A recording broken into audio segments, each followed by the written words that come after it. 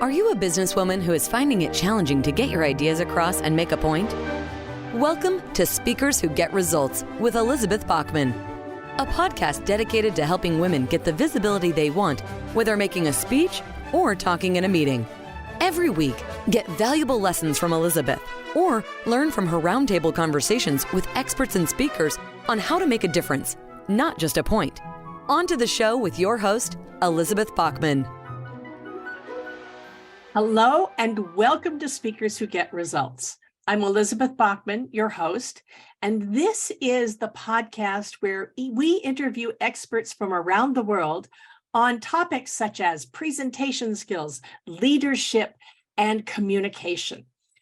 Before I get into my wonderful guest today, I'd like to invite you to see where your presentation skills are by taking our free 4-minute assessment at speakforresultsquiz.com. That's www.speakforresultsquiz.com.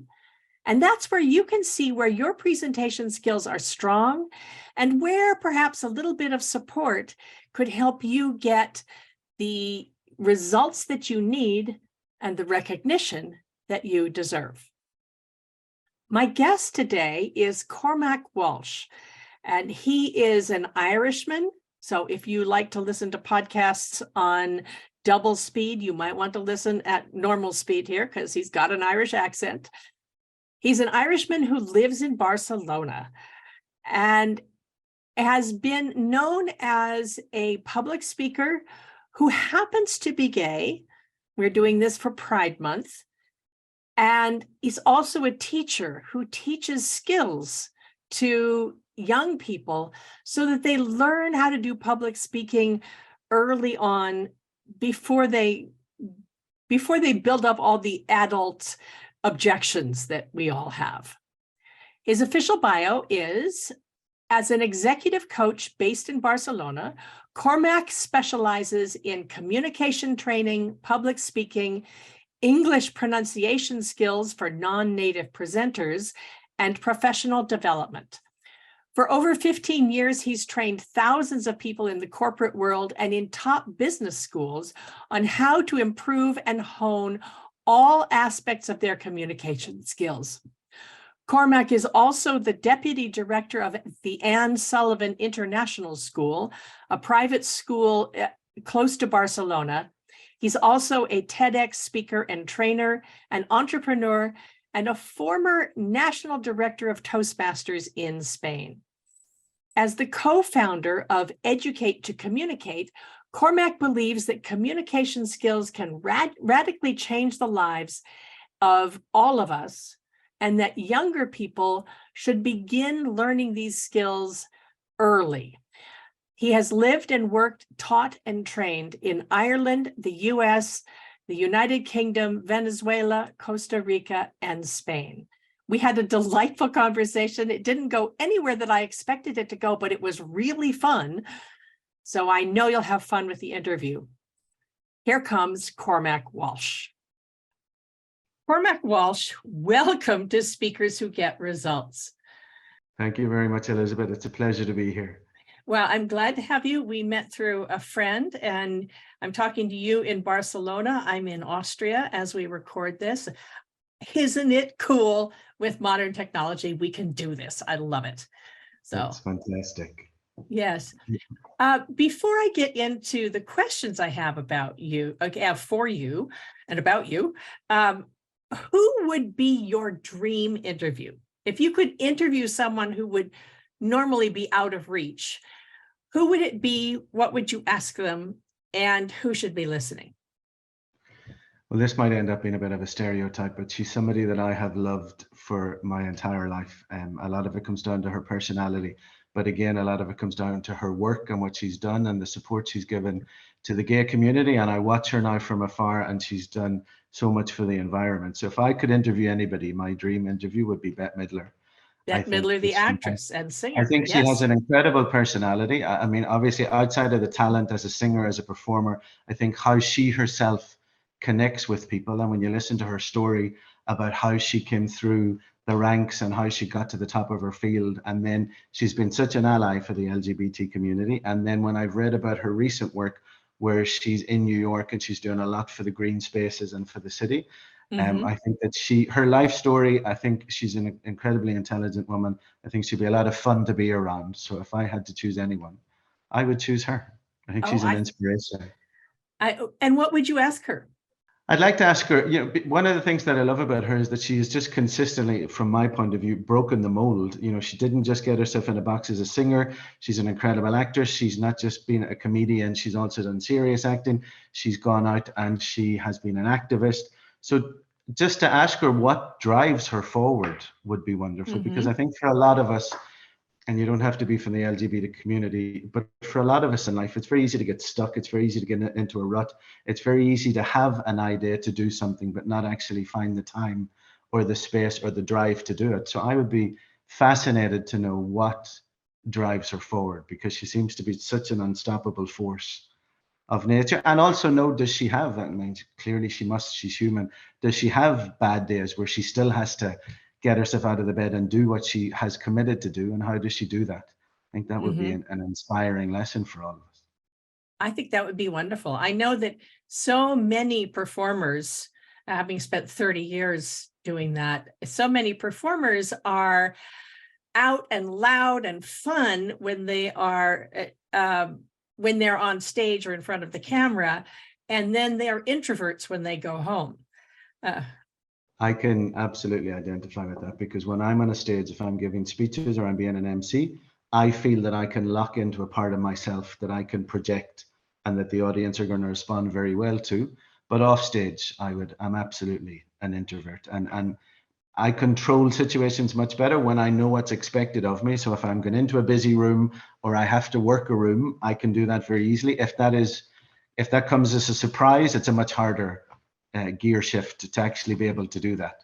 Thank you for saying that. Yes, I have the same thing, and my wife loves to be spontaneous, and I was like, wait, I hadn't planned for this. How do we? Well, I'm not sure where your wife's from. My husband is Venezuelan, and the Venezuelans are wonderful, wonderful people. But you can sometimes come home and find 15 people you weren't expecting in the kitchen. Yeah. And there are times where I'm opening the door and you hear voices, and it's just that initial 20 seconds when you're thinking to yourself, no, I wanted to be on my own with you. Then you go in and it's fine. But that element of surprise is very, very hard. And then we've had that conversation, he and I, where he would find it very hard to get up on a stage and work the room and get the audience involved in what's happening. And he says, how can you do that and not be instantly ready to just join the fun whenever something is surprising for you? So it's a challenge. And people oftentimes don't believe you're an introvert when they see you on stage, they see you do it, and then afterwards I'm sure you've had a similar experiences where you're coming off the stage and you're trying to find the nearest, fastest exit, hoping a taxi is there to take you away from it. Because often when I come off stage, if I've been emceeing, the conversations post emceeing, when people are coming up to you and congratulating you, that and trying to understand how the event went for you, often I find those more difficult than the emceeing itself. I call that being a situational extrovert. Well, that's a great term, actually. Yeah. Yes. So if you think of it, I'm an introvert to recharge. And there is a part of me, if I were not married to an extrovert, thank God for my wife who kicks me out of my rut, because I could very easily be a hermit, just, living in some little apartment somewhere with a couple of cats and a whole lot of books. And I would probably be perfectly happy. I'd be probably totally boring to the rest of the world. So that sounds very much like my dream life, Elizabeth. We've obviously struck a chord with each other. But when you're a situational extrovert, is it like me that you're able to lock into something that you know is going to work for people? And because I can very clearly now pre-stage know that the dynamic, fun extrovert Cormac, I can find him. And I can use him very quickly. It took me a while maybe to get that skill, but now he comes into play very quickly. It's almost like pressing a button. Well, in some ways, I think it may actually connect to having been an actor since I was 5 years old. And I liked the applause. So, significance is one of the basic human needs. And it's important, it matters to me to be significant but it's in a container. And maybe that's for people like Bette Midler. Maybe she is like that off stage. I don't know. But it's in a container. It's a safe container because you've practiced it. Yes. And you're in charge. You know what to expect. Yeah. And so there's a structure to it. I like that sort of thing.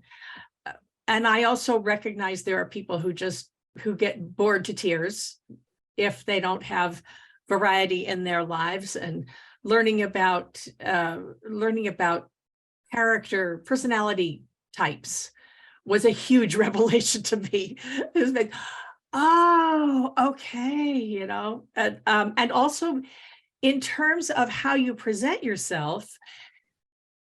Sometimes I was studying personality types. It was a thing called the character code, which a colleague of mine invented. And one of the other people in the class is a total extrovert. And she and I were talking about it one day, and she said, it's such a relief to realize that the quiet introvert types, the scholars is what Brandy Michaels called it, the scholarly types are never going to be my clients. I don't have to try to win them over. Because I'm going to attract the ones who want change and bubbles and so forth. Yes. Indeed, there's a colleague, she and I at one point said, maybe what we should do is have a pact that I'm a little bit more deliberate. I like to think. I like to take my time. I know that I make better decisions if I can think about them overnight. And Cindy is the kind of person who wants disruptors, and she wants things to be new. And so we had an unofficial pact for a while that I would send her the potential clients who were bored by me, and she would send me the ones that were scared by her.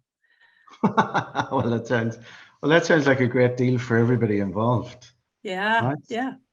I mean, when you went that idea of a container, one of the things when I'm emceeing, for example, that I love is first of all, you're the one that's in control. You're the one that's running the ship. And I like to give myself the extra challenge because I get a buzz out of it that if Elizabeth is speaking during your speech, I want to be taking live notes that I can then use afterwards to thank you for your speech and what you've said. And the pressure of doing that and trying to, because obviously a speaker like you would have put weeks, potentially months into your speech. And so to be able to give a summary that really encapsulates what you've done and is respectful to what you've done, and that I can do in the moment as you're speaking, I get a huge kick out of that. Because I feel like I'm experimenting and challenging myself at the same time. And obviously, if you're emceeing and you've done it for one speaker, now you've set the bar that you're going to have to do the same thing for the 8, 9, 10 speakers that are there. And it's one of the when I do it well, it's one of the things that I absolutely love about emceeing. That's incredibly valuable to the speakers too, because most of us are so focused on, I have to give this speech, and I'm going to say this, and this is the stuff I say, or whatever, and to recognize what people pick up on.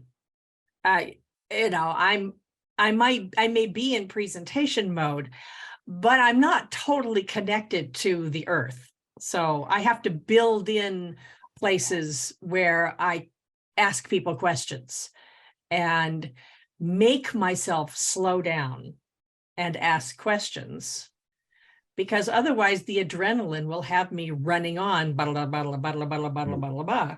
So knowing that the MC is taking notes is really helpful. Thank you. I really appreciate it. It's one of my favorite things of doing it. It really is. And I mean, I there is a pressure to it. I enjoy that pressure. There's a control to it, but I just feel it's like you said, it's like you're giving something back to the speaker, because as you know yourself, you're there, the MC. I see the speakers go back to the audience. They normally sit down and they almost become like water. They've gone a little bit jelly because it's all over. So to be able to kind of directly say to them, what I loved about your speech was this, this, and this, and hopefully quote a line or two back to them, you can see how much they enjoy that. And I think that comes back to the conversation that we've touched on now as well about being an introvert. Growing up, I often think that introverts are incredible public speakers because you have this inbuilt ability that you developed during your childhood to be constantly scanning and reading the room and seeing what's going on. And when I do trainings for public speakers, that's one of the questions I ask them. What is the most important skill in public speaking? And then I just let them give me their answers. It's the preparation, it's the structure, it's the voice, it's the this, it's the that. But for me, it's when you're up there and you have your content and you're delivering it as you've practiced it, there still has to be a part of your brain that is constantly scanning that audience, reading, because it is a conversation. They may not be speaking back to you, but they're giving you signs of whether they're lost, confused, bored, enjoying themselves.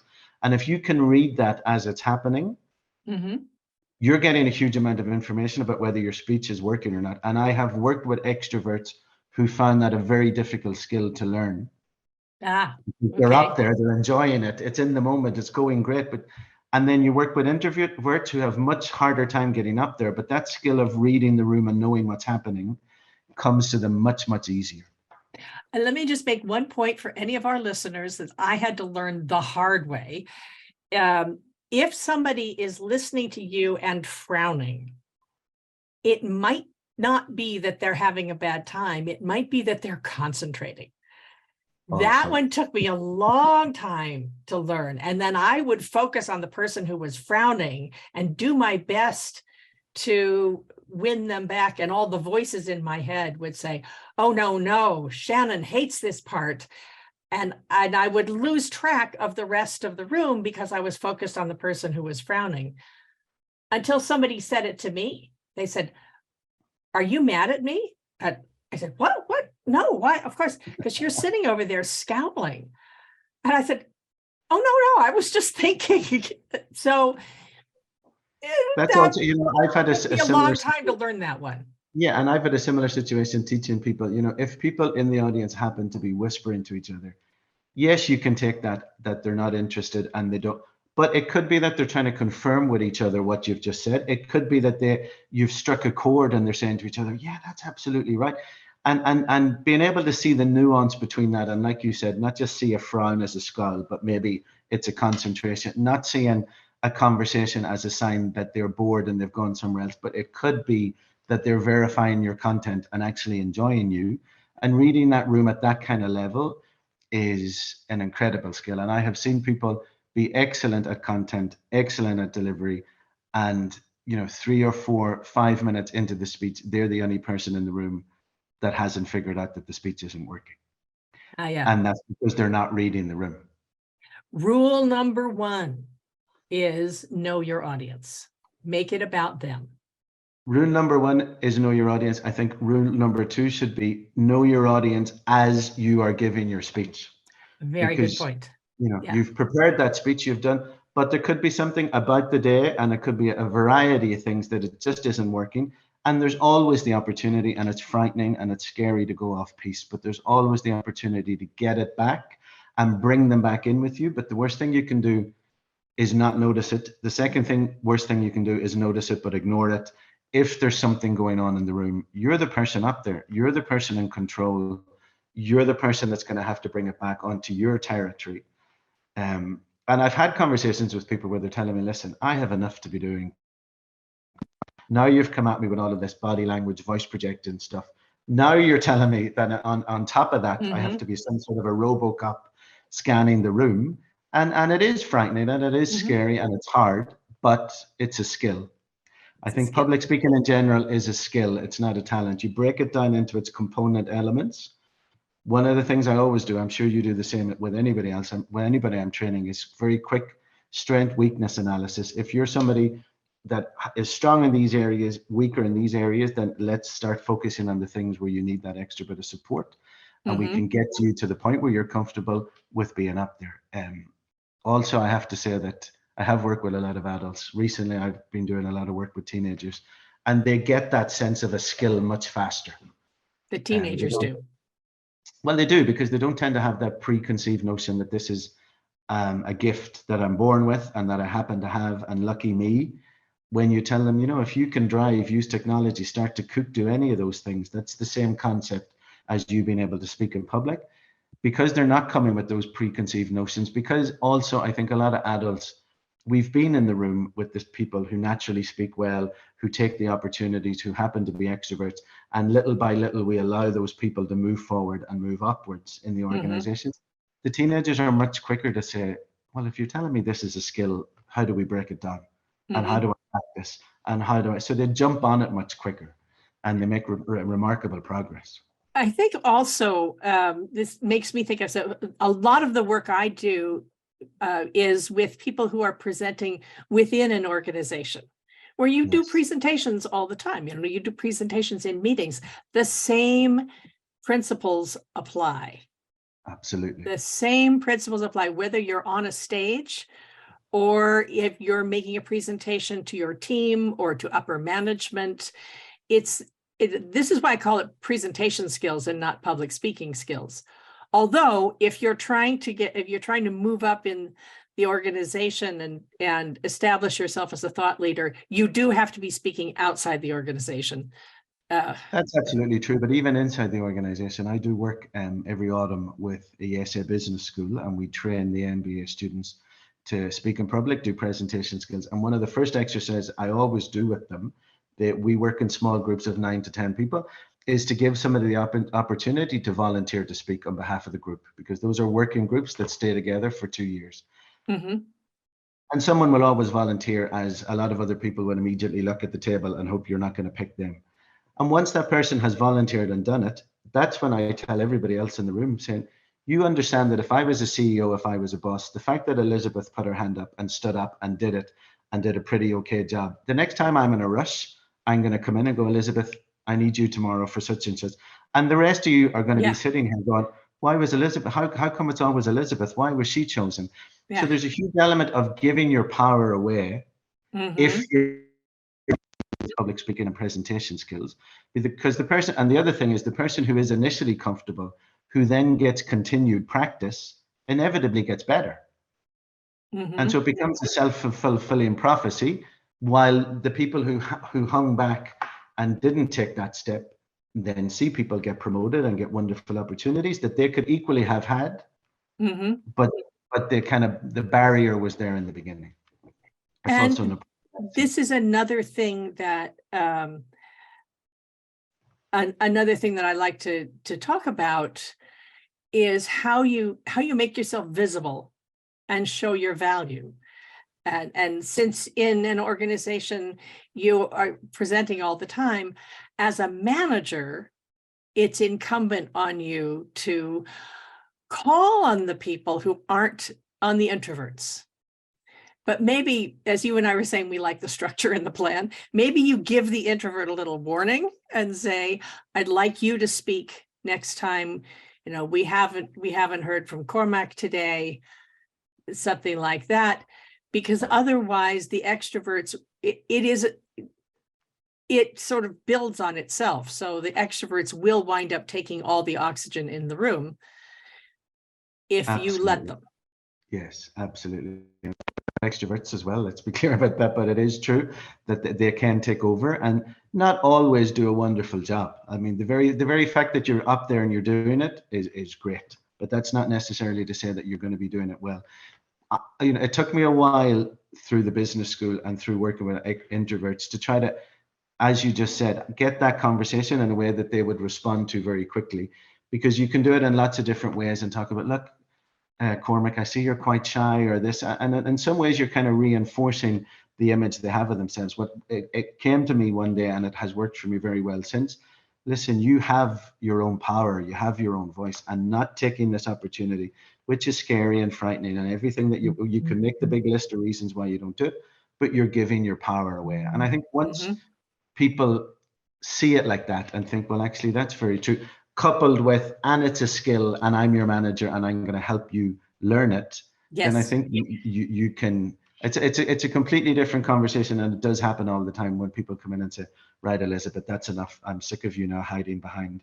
You're up next week. Go for it. That's horrifying to many introverts. A lot of, I also see this in the school and then with the teenagers. A lot of life is how you frame things to somebody. So a kid who happens to get a C in an exam, is that kid a C kid and is only ever going to be a C kid and goes on to be a C adult? Or can you sit down and say, well, you got a C today, maybe for lots of different reasons. Maybe you didn't sleep right.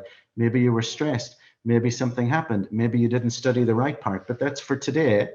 Let's see what you're going to get tomorrow or next week. That's a different way of framing the same result. And I think that's very important, whether you're talking to a child, a teenager, or an adult. I want to circle back later to the work that you're doing at the school, the work that you're doing with the school and the teenagers. But let me go to the first question I was meant to ask you, which is, so the title of this episode is Establishing Your Power When You Don't Fit the Norm. And we are recording this for Pride Month in 2023, but there are lots of ways where you don't fit the norm. Even one company I was talking to, they said, well, our diversity is that we have 2 women for every 100 men.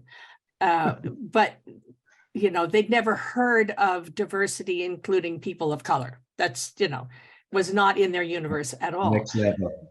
So the women didn't fit the norm. No one in the universe was thinking about also people of color and all the various other diverse connections that we discuss. Let's talk a little bit about your experience as a gay man, setting yourself up as learning how to claim your authority. Well, my experience as a gay man, probably like a lot of gay people, I think most people around me were much more aware of me being gay than I was. Certainly as a teenager, I spoke about this in my TEDx speech, actually. I was at an all-boys school, a grammar school. It was a very competitive place. And so very quickly when you entered, you were separated into the academics, the sporty, and everybody else can just go home, please. I was fortunate that I was in the academic track.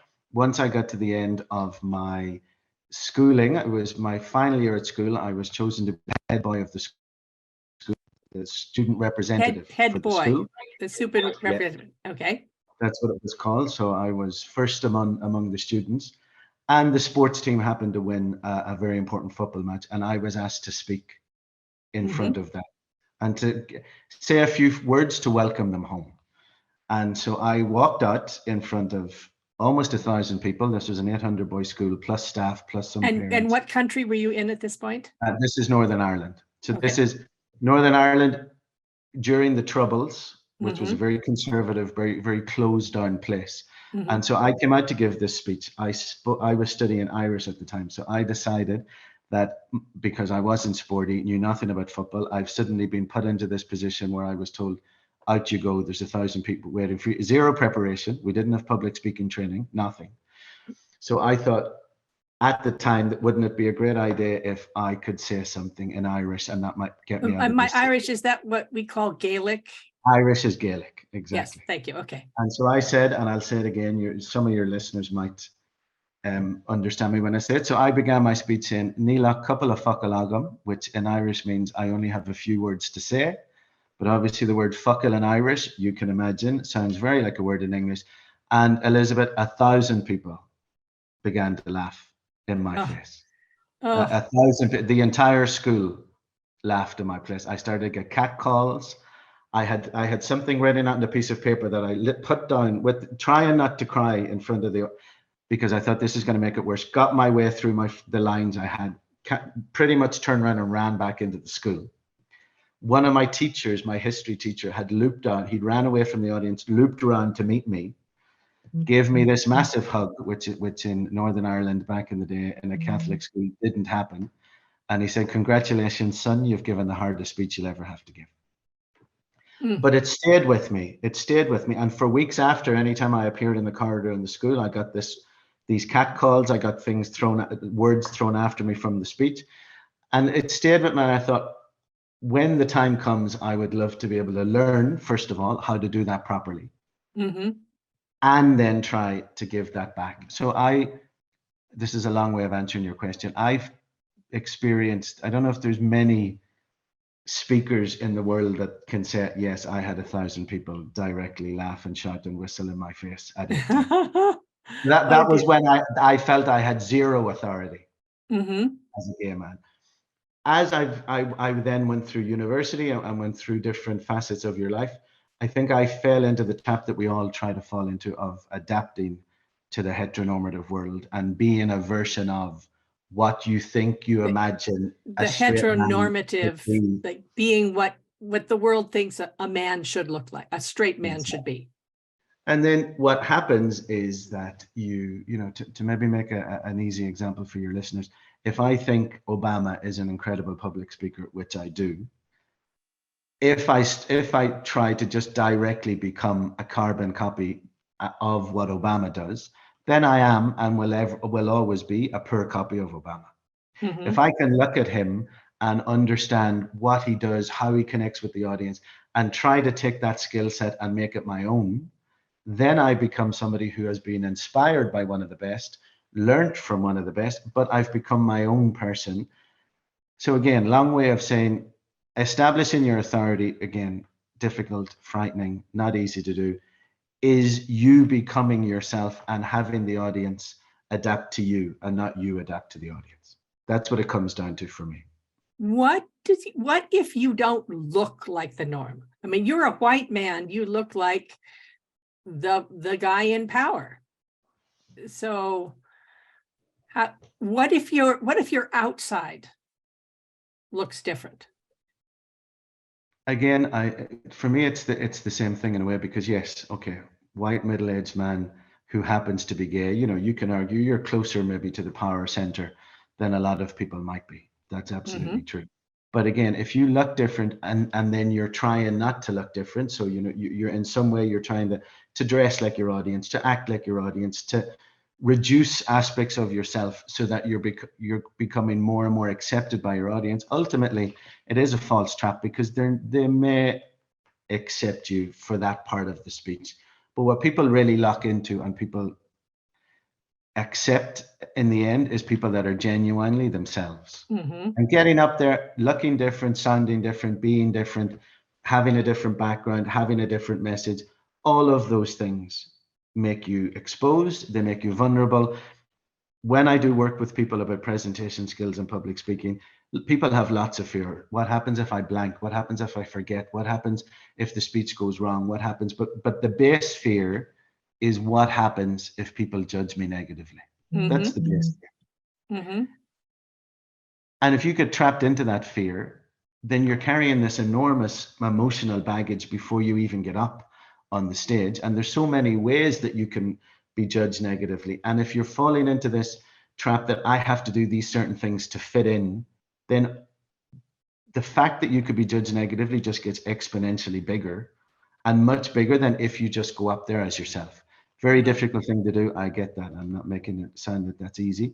And when I was not that long ago, I was the MC at a TEDx event, and one of the speakers, his name is Diego Bach. He was incredible. He was an ESA student who spoke, and he spoke about his entire life, bit by bit, also a gay man, bit by bit, closing down aspects of yourself. I identified hugely with what he was saying. Closing down little by little facets of yourself, because you think that that's going to help you fit in. And at a certain point, Diego's a good 20 years or more younger than I am, but we both came to the same conclusion. At a certain point, you start to realize that's too high a price to pay for a result where you're kind of accepted, maybe not accepted, but you're never fully accepted as yourself. Yes. And that's a shame. And I mean, it's fantastic that he learned that lesson much younger in life than I did.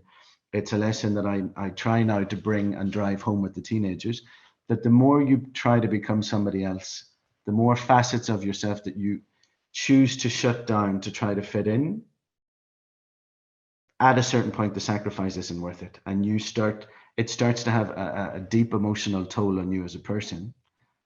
And you suffer from it. And what are the benefits, really? So tell us a little bit more about Four Voices at your organization. So as you can understand, based on the story I told you, I was 17 going on 18 when that tragedy of a speech happened. And so it stuck with me. And I always wondered, when you look at any public speaking or any education system throughout the world, and in this, I have to say, we always held the Americans as being incredible, because you seem to have, at least to us, the show and tell. You seem to have opportunities where people could come out and speak, gain a bit of confidence. When I went through my school, it was very much a debate school. That was your opportunity to speak in public. So debating as opposed to standing up alone. Exactly. Debating about a specific topic where there's a yes, there's a no, and it's a skill set, but it's not the same skill set as speaking in public. When I came here to Spain, even that kind of culture of debate is very, very, very underdeveloped here in the Spanish school system. And so I just had this recurring idea buzzing around the back of my head. I would love to have a public speaking competition.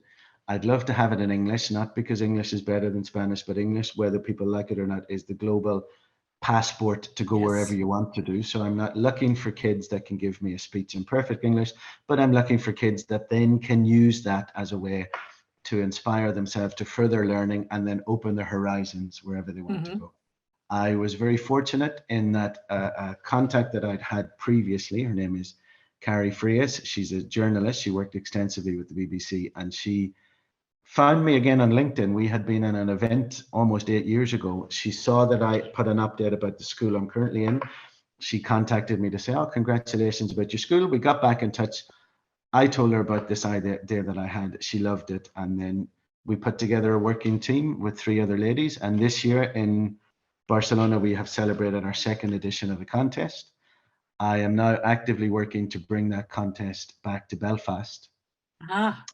Because this year is a very important year for us in Northern Ireland. This is the 25th anniversary of the peace process. And so hopefully within what remains of this year, I'd like to do a contest in Northern Ireland with the general question of where do we go from here, and have 12 young people from, again, going back to what we talked about before of diversity, from the different backgrounds that exist inside Northern Ireland, and say, okay, so where do you think we should go from now? So I'm actively working at that at the moment. Wow, that sounds awesome. That sounds amazing. I follow you on LinkedIn, so I hope I will hear updates about that. Cormac,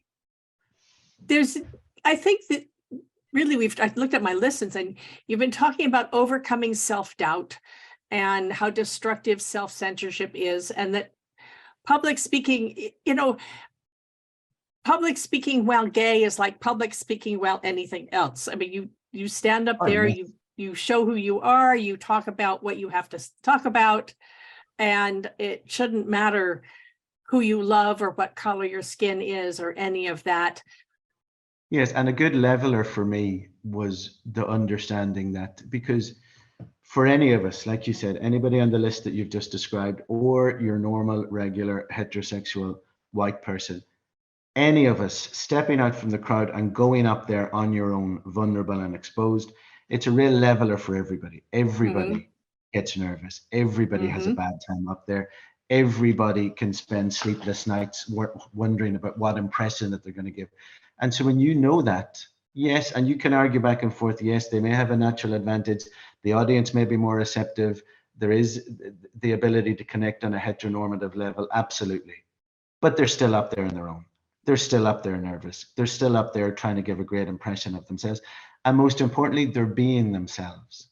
I think this is the big lesson for LGBT people. If they're able to have the same range of emotions of nervousness and speak and be themselves, the only difference for us is that we be ourselves too. And we don't chip away at and try to fit in and try to force yourself into a square box when you're a circle.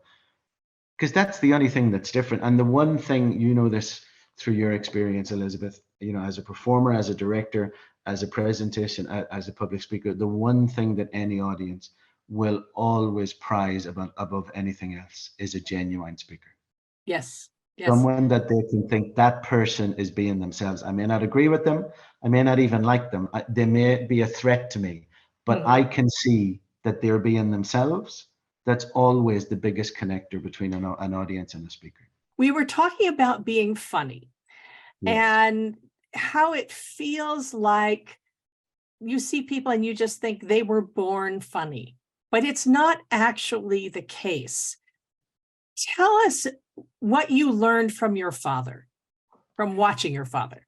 First of all, as you know, because I live in Barcelona, when I go back, this becomes more and more evident to me every time. Irish people don't have conversations. It's a storytelling competition. Mm-hmm. And, you know, I used to watch my father as a young boy, and he's such an extrovert. He has an incredible way with people. But I also realized very early that there was a strategy involved, because going back to me being a very introverted, struggling to fit in as a kid, I was actively looking for strategies. And it's very hard sometimes to be the quiet, introverted son of somebody who is so extrovert and so gregarious. And at one stage, I thought, I might have been maybe 7 or 8. I thought, I have to figure this out. And so I watched him, and I would see him going into a conversation with Elizabeth that we just bumped into, and he would make it as much as possible about Elizabeth and her stories, telling very little about himself. And then I could see him build up to it, and I thought, okay, he's looking to leave the conversation now. But before he did, he always managed, to either tell a joke or tell a funny story or say something funny back to Elizabeth. And as soon as he got that reaction, as soon as there was a laugh, that was it. The conversation was over and he was gone. And so every time I talk to people about my father, it's, oh, your father's hilarious. Oh, he's so much fun. Oh, he's such a wonderful man. Oh, he's great. And he is all of those things. But he's also not just a naturally gifted comic. He has an incredible strategic comic timing. And he knows, which I think is the most important thing with any comic, he knows when he's got the biggest laugh he's going to get, and he knows he's not going to top it, and he's out. And so I've copied that. That goes to knowing when to stop. Exactly. That is an art and a skill. You know what he does that's even more incredible, and I have copied him, but I don't think I'm ever going to get as good as him. It's not even that he knows when to stop. He has set the situation that he's already decided before he gets there that he's going to stop then, and then he's out. I mean, you can just see the incredible working of a conversation. And he's a man with a million stories. He can tell you a million stories about anything. But what I've also seen my dad do, and I've learned to do, and I tell this advice to people, collect stories, because a good story, you can use it in 100 different ways. And so I've seen stories come out where I think, oh, I know where he's going to go with this. And okay, this is how he's going to end the conversation. And then suddenly there's a twist on it. And I'm looking at thinking, I've heard you tell that story for 30 years, but because you now have a new person in front of you with a different focus, you've twisted it. And then, like you said, he's stopped it and he's gone. I learned a huge amount from him about doing that. That's something that I then have translated into my work inside a classroom, my work as an MC, that ability to smell out the opportunity and to be able to have something ready. I had to put in the work. It comes naturally to him. But it's a good thing for anybody that's listening to this conversation. You can learn so much from people that you see doing something well, and you can then assimilate that and make it your own without just trying to be a carbon copy of what they're doing. But I would also like to point out that if you were 7 or 8 when you started noticing this, he had a whole lifetime at this point. And at some point, he developed the ability to tell stories. And of course, if you're Irish or in the American South, it's all about telling stories. At some point, he learned how to tell stories. There was a time when he couldn't. And I know a lot of people, you think, oh, they're just naturally, they were born funny. But often, not always, but often, they did it because it was a way to get attention, it was a way to be accepted, or maybe it was a way to survive, because if you're funny, people don't hit you, basically. Also, I mean, all of that is very, very true, Elizabeth. It is also true inside, I presume, maybe the American South too, but inside Irish culture, there's a huge premium put on somebody who is able to be a conversationalist, tell good stories. So there's also a very high social cachet that comes with that. And then the more that people see you in that light, the better you get it. Again, it's very similar to the path of somebody who gets to speak and continues to speak and gets better and better at it, when you're the person that people will turn to for a story or say, oh, give us a laugh or tell us this, and you can instantly do it, then you just get better and better and better at it. And so you can just do it without thinking about it. And then people are going, wow, that's your daddy. He's this and he's that, and he's so funny and he's the other. And then there's a huge sense of pride comes from you, and obviously pressure, because you're going, I can't live up to that, by the way. But yes, I'm very proud to be his son. Yeah, well, thank you. We will be posting this as an extra little bit of advice on the value of practicing to be able to tell your stories. Yes. I think that's a great line to finish on. So, Cormac Walsh, thank you so very much for joining us on Speakers Who Get Results. Getting to know you in order to do this podcast has been really, truly a delight. Thank you. It's been a pleasure. This has been Speakers Who Get Results. If you enjoyed this episode, please tell your friends, subscribe to us, leave us a positive review on Apple Podcasts. That's the one that the bots check. And if you are interested in getting some information about public speaking from Cormac Walsh or myself, you'll check the show notes. We'll have all our contact info here. This has been Speakers Who Get Results. I'll see you on the next one. We have just concluded another great episode of Speakers Who Get Results with your host, Elizabeth Bachman. If you got value from today's episode, please feel free to share us with your friends and colleagues. You may also visit elizabethbachman.com for additional resources. Be sure to tune in every week for new episodes, and thanks for tuning in.